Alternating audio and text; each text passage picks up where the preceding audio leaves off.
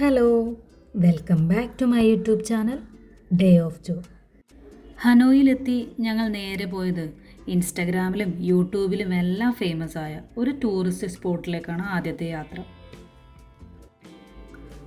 അധികം ലാഗൊന്നും എടുപ്പിക്കുന്നില്ല, നേരെ കാര്യത്തിലേക്ക് കടക്കാം. ഹനോയിലെ ട്രെയിൻ സ്ട്രീറ്റ് കാണാനാണ് ഈ പോകുന്നത്. 1902 ഫ്രഞ്ചുകാരാണ് ഈ ട്രെയിൻ ട്രാക്ക് നിർമ്മിച്ചത്.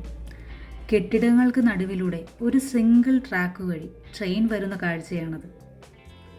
ഞങ്ങളെത്തുന്നതിൻ്റെ തൊട്ടു മുമ്പാണ് ഒരു ട്രെയിൻ കടന്നുപോയത്. ഇനി അടുത്തത് അരമണിക്കൂറിന് ശേഷമാണ്. റെയിൽവേ ട്രാക്കിന് ഇരുവശത്തും കഫേകളും റെസ്റ്റോറൻറ്റ്സും വീടുകളും എല്ലാം തന്നെയുണ്ട്. ഒരു ഫോട്ടോ പോയിൻ്റ് കൂടിയാണ് കേട്ടോ അത്.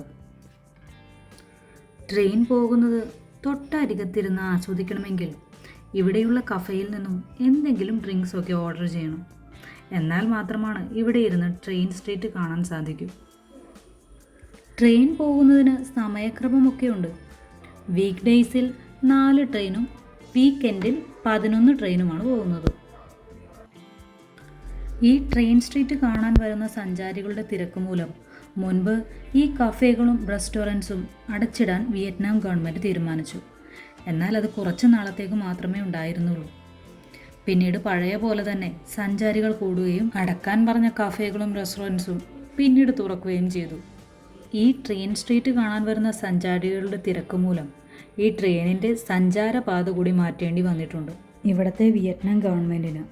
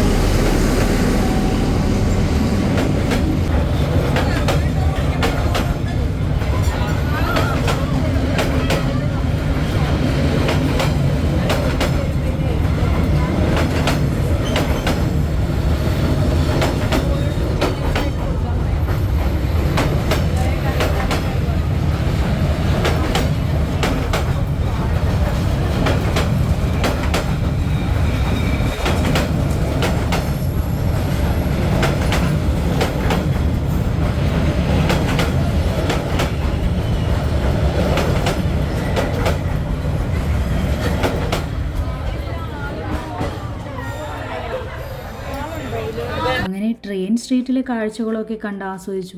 ഇനി നേരെ പോകുന്നത് ഹോട്ടലിലേക്കാണ്. ഹനോയിലെ തന്നെ ലക്കാസ ഹോട്ടൽ.